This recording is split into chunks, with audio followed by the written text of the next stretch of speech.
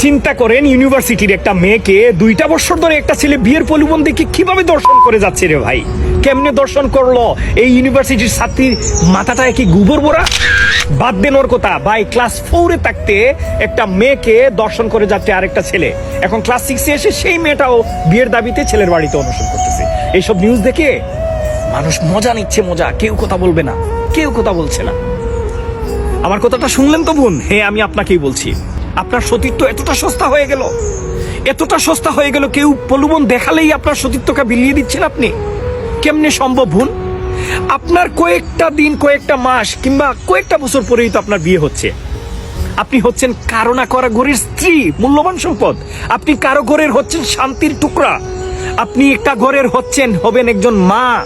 আপনার থেকে জন্ম নেবে আগামীর পৃথিবীর প্রজন্ম। আল্লাহ কতটা দামি করে আপনাকে সৃষ্টি করছেন, সুবহানাল্লাহ। আর আপনি এরকম করে বিলিয়ে দিচ্ছেন আপনার প্রলোভন। কি একটু নিজের বিবেকটা কাটাবেন না?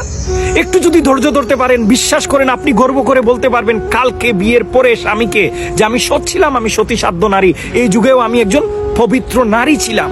আপনার স্বামী হবে পৃথিবীর শ্রেষ্ঠ সুখী স্বামী। পারবেন না বোন?